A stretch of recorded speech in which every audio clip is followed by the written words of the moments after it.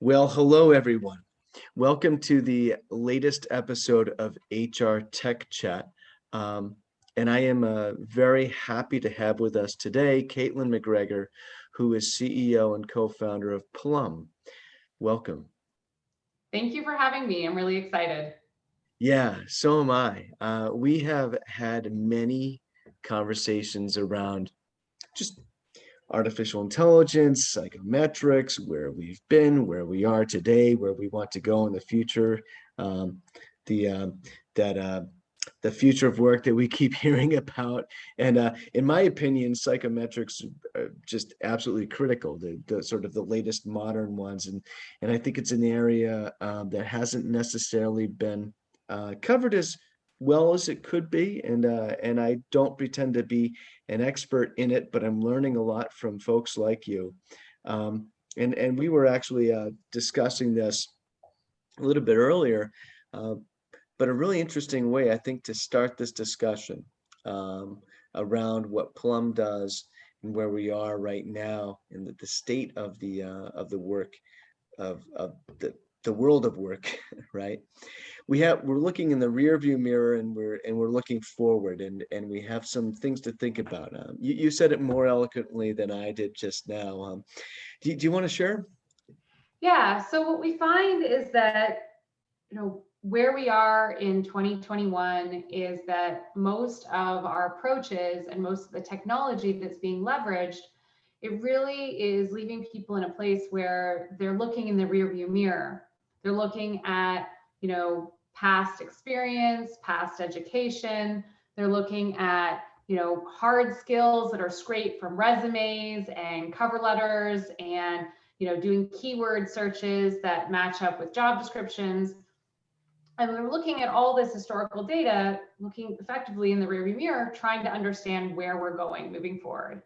And the problem with that kind of historical data that focuses on those hard skills and past experience, well, it's embedded with the systemic barriers and biases that dictate access to education, access to internships, even how fast somebody progresses in their career. And when we look at the field of industrial organizational psychology, we have decades now of proven science that has shown that when you take Betty, who was a top performer at one company, and drop her into a new company, she's not automatically going to be a top performer, because the job and the manager and the customer and the product and all of these variables have changed. And so really, if you want to be able to predict if Betty's going to be a successful top performer again, is looking at those innate talents, the things that are uniquely human, those human skills about Betty, things like her ability to be persuasive or to communicate well or execute or innovate. And industrial organizational psychology actually can quantify those. And yet, because of the legacy ways of doing it, or the fact that it's been trapped with consultants, the psychometric data has been left out of the equation. And it doesn't have to be anymore. And it really is the key to unlocking the potential of your existing employees, of the workforce, and really revolutionizing how we quantify, identify, and optimize potential. So a few things there. One thing you said that was very interesting. Well, if you think about it, it's funny at first blush to think, oh, we can quantify soft skills. That's somebody sort of on the outside looking in, or just kind of strolling, sort of stumbling into this conversation, might be, well, what are we talking about? Softs, and then even worse, or worse might not be the right word here, but think, oh, soft skills. Oh, come on, please. There's that attitude out there, and I think we're getting beyond it, but it's still there. A, B, you brought up a really interesting. Well, this stuck out to me, for me. So, the persona, the person that you, Betty. Betty, yes, Betty, yes. He said, we can't she's a great performer in one organization. We can't just kind of take her and drop her into the next organization, expect the same great things to happen. I mean, it could, you take a bad performer, somebody who has a history of like a track record of being a bad performer, may very well be a bad performer next. Good performer may very well be a good performer next, but it's not a sort of a foregone conclusion. And I think implicit in that thinking, or just kind of I would say intrinsic to that thinking too, is this idea that the human being, the person, that one person is the defining, like is the factor, right? That is the, it's like you said, there are all these factors. It's a kaleidoscope of, it's one of my favorite words, kaleidoscope of variables there that is different in the new organization versus the old. And so what it sounds like you're saying is, and in fact, I'm almost certain this is what you're saying, and I agree with it wholeheartedly, is that soft skills, if you want to determine whether someone is going to be, what kind of factor the person is going to be in the new environment, look at their soft skills more than their hard skills. Yeah, I mean, all of us that have been listening to all the research around the future of work for the last 5 years, it all keeps talking about how work is changing at an accelerated pace, that, you know, we're hearing from our customers, enterprise customers, that jobs are changing as quickly as every 6 months. So if the hard skill requirements and the type of activities that you're going to have somebody doing, you know, if we're saying that, okay, the reason why Betty's not necessarily going to be successful in the new job is because of all of those things that have changed outside of her control, we're saying, you know, that even within a job, that's going to keep happening. So what we want to understand is, are we setting up this person for success? Are we going to leverage what makes them exceptional compared to their peers? Or are we going to put them in a situation where the things that they're asked to do day in and day out actually are areas that they take longer to do and they get less fulfillment from, and, you know, is very draining? We see this through the lens of every single person has certain talents, things like innovation, communication, execution, that drive them and give them a sense of self-worth and allow them to perform at a consistently a higher level than their peers if they are set up for a situation that leverages those innate talents. On the flip side, if the vast majority of the day they're asked to do things that drain them, then they're going to constantly underperform and they're going to end up burning out and leaving the organization. And so really, we're talking about getting to the detailed understanding of, it doesn't matter if somebody is doing, we have tons of different examples, but, you know, we talk about Maya, who had been underwriter for 6 years, constantly a top performer, and amazing, somebody who is constantly shown as saying she has high potential. But after 6 years, she was completely burnt out and ready to leave the organization. But after she completed her 25-minute Plum profile, they were able to compare her to what behaviors were needed in the organization for different roles. They thought, hey, let's promote her to be director of underwriting. We want to retain her. She was only a 63 match out of 100. There were 37% of the population that would be more driven and excel as a director of underwriting. But we were able to show that she was a 94 match for product management. And it's not that she was an expert in product management. She didn't have the eligibility or the readiness for product management. But within 4 months, after hiring her internally for product management, she was able to learn about product management. She was able to job shadow, take courses, read books, watch YouTube videos and TED Talks. And at the 6-month mark, she was outperforming product managers with 15 years of prior product management experience. And at the 1-year mark, the other product manager that had been hired in with all that experience burnt out and left, and she was promoted to be senior product management. So there's nothing about that past experience. It's all about, could she adapt and thrive, because she was being, her innate talents that drive her were being leveraged, utilized. No, so you get me really excited here, because one thing is really interesting here is that, I mean, what kind of a hiring manager would ever have intuited that? Like, just been like, oh yeah, that person, that's the person that's going to succeed the best, or the most, excuse me, in this particular role. come on. We had our Global Executive Advisory Council fall virtual roundtable. That's a real mouthful, sorry.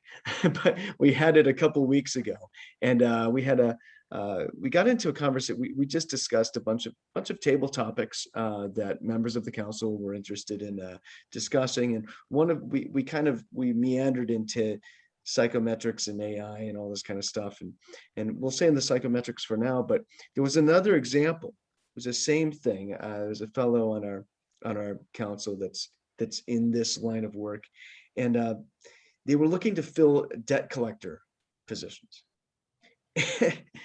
And it turned out that they did like a whole profile for culture fit and all this kind of stuff, and who would actually enjoy and be good at being a debt collector. That's a tough role to hire for, right? Well, it turned out that they found out that the persona was, and I think I'm mangling this a little bit, so I'm not getting this exactly right, but it was something along the lines of somebody who'd worked in sort of like an intense sort of child daycare environment. Or it was either that or former stay-at-home mothers that had many children. Like something about that was somehow transferable to the debt collecting role, which is, it's kind of funny, to think about that in a way. And I had the same reaction. I said, what kind of a hiring manager would ever have figured that out on their own? And yet those are the soft skills that are going to, it's funny, the soft skills or the roles that people with this particular soft skills previously had that are going to work where you want them next. And the other thing I just want to get out here is this idea that, soft skills that you mentioned, retention and all this kind of stuff, right? I mean, that's hard dollars kind of stuff. And again, so an organization might kind of scoff at maybe I might be over exaggerating this a little bit, but I think there is an attitude out there saying, oh no, soft skills, no. We got to look for A, B, and C. We need somebody who can code. We need somebody who has an MBA or this sort of stuff, right? But you're actually going to, and I think the attitude behind that is we need to hire for stuff where we know they're going to be able to produce and they're going to stay, and this is kind of role they're for and all this kind of stuff. But if you really want to affect those, the bottom line, to protect your finances as an organization, you want to look at the soft stuff. Well, even when it comes to developers, do you want developers that write meticulously clean code without errors because you're delivering an enterprise grade solution? Or are you creating rapid MVPs and you want people to just be able to get something quick and dirty up? Do you have an integrated development approach where your developers are working hand in hand with design and product, and therefore communication skills are critical? Are you doing pair programming where teamwork, working together is critical? So, you can have people that can write code, but are there flaws in the code? Is it draining on them? What other things are you going to have to rely on? Being able to understand right up front, you line up 100 people that look identical on paper, and knowing which people are going to excel in the role, like really thrive long-term, you can't get at it any other way than psychometric data. And then the other part too is there's other elements where you need psychometric data to understand. And one of those areas is leadership. Understanding what makes somebody a successful leader, regardless of industry, regardless of all these other factors, but being a successful leader long-term in their career, there are foundational dimensions of leadership that are psychometric. The same 25-minute assessment that Maya took, we can layer on a leadership dimension framework and understand, does she have learning agility? Does she have drive? Does she have presence? Does she have these 6 dimensions that predict leadership long-term? And the value of that is that a lot of the times when we evaluate leaders, we're waiting until they're already in a leadership role and we look at observed behavior, and you subjectively say, I think this person, has potential or doesn't have potential, doing some form of talent review that is subjective based on who they're reporting into, potentially a 360 of giving the valuation, but it's always based on the observed behavior. And what happens is that if somebody is a top performer in the role that they're doing, so they're executing well, they are more likely to be said that they have potential. But it actually has nothing to do with their leadership potential. It's how they're performing as an individual contributor often. Right. So what happens is that if you're looking at junior talent, if you're looking at talent that is the most diverse in your organization, which is on the earlier rungs of the organization, there isn't yet observable leadership qualities to be able to measure against. And so to understand in the first few years of somebody's career, if they're more likely to be invested in putting them on a managerial track, or if it's better to invest in them on the expert track of becoming the best of the best subject matter expert, you don't have any data. You can't look at past experience to say who's going to be your future, best leaders, who's going to perform best on a managerial track versus who will be the best of the best expert in potentially being an expert developer or an expert in product management or an expert in an ops role. And so it's really fascinating that you just don't have those other data points at that time. Well, this is really interesting because, there's the sort of the old trope that a lot of people get sort of, promoted into managerial roles and they're not cut out. They're just not the right kind of person to be a manager. I mean, you can learn some aspects of leadership, right? And you can become better at that. But there are some folks that kind of just have the innate psychological makeup for that, and there's you're not going to hire well for managerial roles by looking at how well somebody performed and up to that point. It's sales is a great example. There could be, I've heard this many times from many salespeople in various circumstances I've been over the course of my career, where somebody was a great like a really, really good salesperson. They got promoted into director of sales or VP of sales, and was all of a sudden in charge of managing a team of salespeople and no longer really doing like soup to nuts sales themselves, and they weren't necessarily, in fact, more often than not, just weren't effective in the sales manager sales leadership position. So if we take it back to the concept of what drives and drains you, as a manager, your goal is to support other people, to unblock them so that they can be effective. Your to-do list is not important. It's about how you empower and support these other people. Well, day in and day out, not accomplishing your own tasks and just constantly supporting people can be incredibly exhausting for some people. It can be a nightmare. They just want to go and get their work done. For other people, supporting people gives them a sense of self-worth and they're really excited. But that means that maybe that to-do list was less important, which means when they are in an individual contributor role and it's all about their own to-do list, they actually might be coming up as just average performers. Yeah. It's amazing how many average performers are actually incredible future leaders because they're not given the opportunity yet to be in that facilitator supportive role. And so it's really, we often as society value leaders. We think, if I'm going to identify the top 10% or the top 25% of future leaders, I'm screening people out and it's more this elitist thing. And it's actually more twofold. One is we need to embrace that there are two tracks and there are equal and amazing opportunities. And how do we change our companies to value that expert track versus that managerial track? But also see this as ability to screen people in that are often missed. The way we identify future leaders is embedded with enormous amounts of bias. And this is a way of bringing objective data in to screen in people you may have missed, to calibrate your talent review process. This is only one data point, but it brings you that objective lens and just put people on the right track where they're going to be set up for success long term. And if they're successful at your company and they're thriving, they're more likely to stay.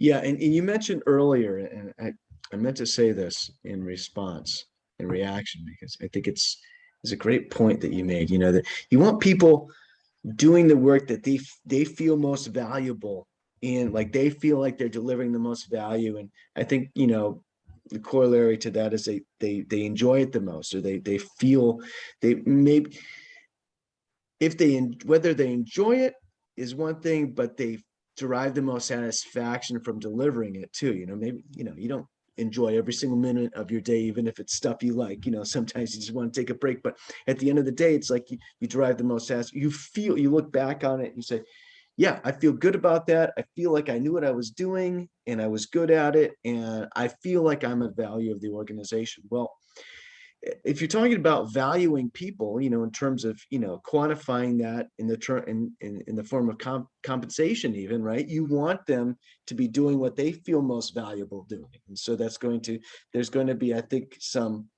just sort of natural alignment with compensation strategy too.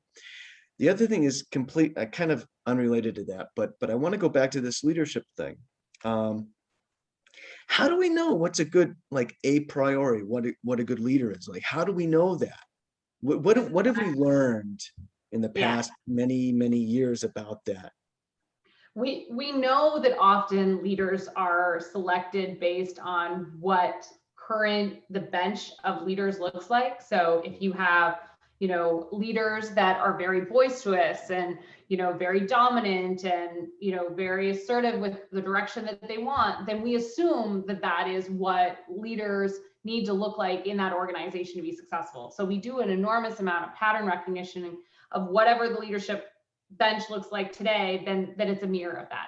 But we have a lot of organizations that are kind of having their moment where they're like, wait a second, 5 years from now, is that really what we want our leadership to be? And our leaders look one way. Do we really want leaders to look as homogeneous as they are today, or do we want to have more diversity in those leaders moving forward? So a lot of organizations are recognizing that what leadership looks like today is not what they aspire to be, down the road. So how do you look for that? So we constantly come back to industrial organizational psychology. It really is a science that has been well validated over decades and decades of research, looking across the globe as to what do successful leaders have in common. Mm-hmm. And it's been boiled down to a very crystal understanding of common talent dimensions. Now, different companies like Deloitte and things like that have come up with different names of it, but there's a very large degree of consensus. In our case, we've called them learning, agility, and presence. And there's 6 of them in total that we go through, and those are a combination of looking at the whole person. What are those pieces that line up to being successful long term as a leader? And all we're doing is looking at every single person, the same 25-minute assessment that they already took, either because they were applying for a job or they're an employee and we were supporting them with the professional development, or we're helping them with an internal mobility opportunity, that we're just layering on a framework to their existing universal assessment. And we're able to surface, and you can be in the top, we do it on a scale of 4 diamonds. You can be in the top 10%, have 4 diamonds, but your mixture may be different compared to somebody else. There may be certain elements that within that you soar with, but even if you're in the top 10%, there's certain areas that you struggle with. And it really brings that self-awareness in the leadership context in terms of where there may be a friction point versus where you could be leaning into even more and embracing and setting yourself up for instances where you get to utilize that even more. So basically the long answer to it, what I could have been short answer, is there's science behind this. There's research and validation and consistency. We are not reinventing the wheel. What we're doing is finding a way to give a positive employee experience where they're getting benefit from their own insights around their own development guide and opportunities for internal mobility and development and things like that, providing objective data that's going to screen people in that are often missed, and finding a way to make this scale so that it's effortless to continually get more and more value from the same data set. What's new is how we're applying it with technology, but the science has been very consistent and clear for the last few decades. Interesting. That's important. I guess I have a question now. This might be a good point, a good segue to bring in the idea of artificial intelligence, because I think that's, you know, it's it's really infiltrating. It's starting to infiltrate external and internal hiring. Uh, we've been speaking with all sorts of vendors that offer some sort of solution along that continuum, right? And I think it's very important. I think it's going to help. We've spoken with folks that help you sort of, understand what's in your ATS, which could be like just a massive trove of information, just, impossible for recruiters to just kind of sift through. You need AI to do that. I'm just curious, what's your if you have an opinion on artificial intelligence when it comes to internal and external hiring, how it should fit, and I'm also interested in how your view on how psychometric information should be a part of that. Yeah. If we go back to, past experience, past education, and we look at industrial organizational psychology, it's consistent that that data set of past experience in education, the validity of it predicting future performance is less than flipping a coin. Like, it really isn't predictive of long-term success. So it's not that that data isn't valuable. It helps you understand eligibility. It helps you understand readiness. It helps you understand geography of where, somebody lives if you need them in the office. There is valuable data. But, with reference checks, for example, we don't do reference checks on every single person at the beginning of the funnel. We wait until it is appropriate to bring that data in. And what I worry about is that because it was something that we could quantify when things like soft skills felt like you couldn't quantify it, I feel like we may have over-rotated in terms of how we are using it. And I think it's important, but are we talking about eligibility or are we talking about performance? Are we talking about identifying potential and who is going to be set up to thrive? Or are we talking about, can they hit the ground running day one?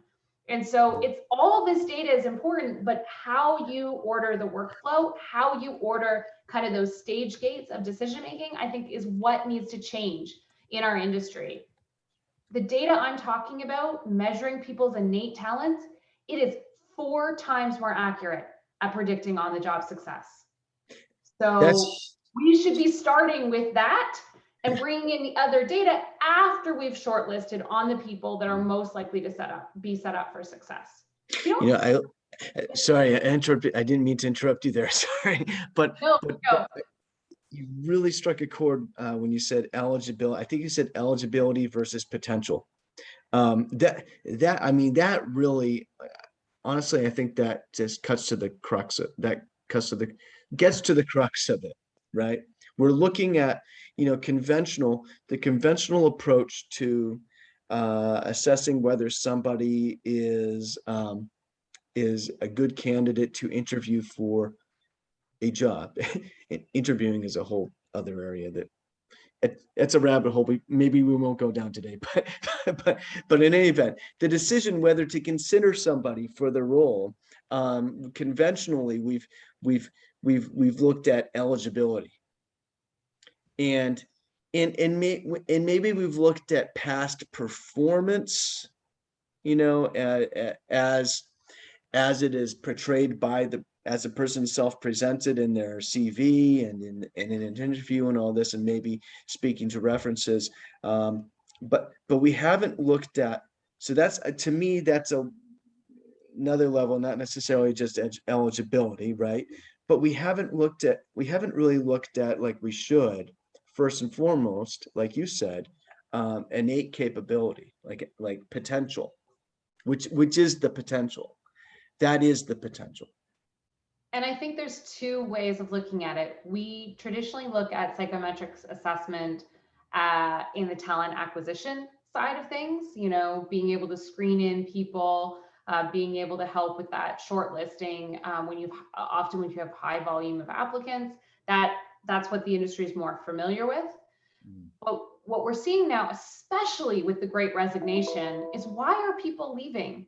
They're leaving because they're not fulfilled. They're not thriving in work. They're not having that sense of self-worth and feeling like they're, at the end of every day going, that was the best day ever. I got to really be a superhero today, and I executed on these things that really make me feel amazing. They're feeling burnt out because they're not feeling like they're in an opportunity to thrive. And so when we think about the Great Resignation, we should be thinking about how do we truly recognize the humans that work in our organization, and how do we optimize for their potential? How do we give them opportunities inside the organization to keep growing and developing and thriving? And so this psychometric data has typically not been used other than very siloed use cases in talent management. And I think that's the biggest opportunity in front of us, is using psychometric data through the entire life cycle. If you, like one of our banks, they're hiring 5,000 people a year. Well, you're saying to the applicant, hey, I want to bring you in because I want to know the whole you. I want to know, how to really leverage you. Well, once they become that employee, use that data to then help them onboard. Use that data to help them with professional development. Use that data to help them move into new roles and to identify what track they should be on. And if you didn't hire them that way, use it on your existing employees and help this data enrich how you can personalize the experience for them and really nurture them. And you are going to have, again, if we go back to AI, you're going to have a lot of people with the same keywords, the same background. And talk about really understanding them and what drives and drains them. And that's where we have to go into including this additional data set that frankly people couldn't access before because it didn't scale. It didn't provide a good employee experience. So it's understandable that we weren't doing anything before with it, but now is the time where we have access to this data and can include it to really change our relationship with our employees. Well, from what I understand, so a few things. From what I understand, the psychometric instruments that we available to us today are much more accurate and targeted and reflective of people's actual innate capabilities than like the old ones. What I've been telling people this year after kind of talking with folks like you is that, this isn't your father's MBTI or whatever it is, Exactly. It's like a flip phone, it's no longer flip phone from 30 years ago. We now have smartphones. We have gone through massive evolutions of how we can, really take this data out of the hands of the consultants and really expensive one-off catalog assessments and really democratize access to this highly predictive data with a fantastic user experience where it's a win-win. It's not a black box. This data really allows people to be the CEOs of their own careers and empower them to optimize themselves just as much as providing the data to the companies so that they can be part of the process and have the right conversations and make the right investments in their people. Well, I think you're right about democratizing access to this highly powerful information, and I just want to go back to AI again for a minute here, because what I'm seeing is that we have a lot of very highly capable, sophisticated solutions that are accessing that eligibility level data and maybe that past performance level data, but not that sort of innate psychometric data on the person's innate potential. And to me that's really worrisome from a just an industrial, like how you say, for the market space, for the world, worrisome for the world of work, for the future of work, the not too distant future of work, right? Because I think that it would be in my opinion, a colossal catastrophe for AI to kind of for to leave the station, for the train to leave the station, and for this type of information, which is the most predictive and useful, I am convinced of it, not to get in there soon enough, right? So I honestly, I think we're at a critical time in the profession of HCM, in the world of work in general, for this. I couldn't agree more. And we know realistically that the holy grail is you want as many different data points as possible. It's just right now, getting this data in there and prioritized properly isn't the main priority. You know, companies that control the algorithms want the easily accessible data that they can scrape. That's, you know, so it's going to take some time, but I think it's going to be customers that are going to say, hey, you know, we want to also bring in this data source and we want to prioritize the weighting of this data source. We want to use this first to focus on who has the greatest potential, and then use the other data as the supplement. And I think that, you know, is educating people in the industry first that there is more predictive data than what's being harnessed, and then figuring out how to combine it in the proper way with the rest of the data sources. The more data, the better. It's just, this is the objective, predictive data, and it's game changing. And it's really about getting that message out there. Yeah, I think you're right. Yeah, I couldn't agree more. You know, the great resignation is a huge opportunity for this. You know, if you're an organization that wants to retain your people, you want to be able to innovate in the future by having that top talent. You're not going to get there with, I'm going to keep using this, sort of using the parlance of the lexicon of eligibility data, past performance data. You're not going to get there with that. You know, it's better than nothing, but it's definitely not going to keep you competitive in that old term, the war for talent, which is it's really become a very hot war, I think, right now. Yeah. Oh, thank you so much. This has been a fantastic discussion. A fantastic discussion. So many really interesting things happening in this field. Have we missed anything? Any parting words or anything else you'd like to cover? No, I think this was great. Thank you so much. I really appreciate it. Oh, absolutely. The pleasure's all ours, Caitlin. Thank you very much.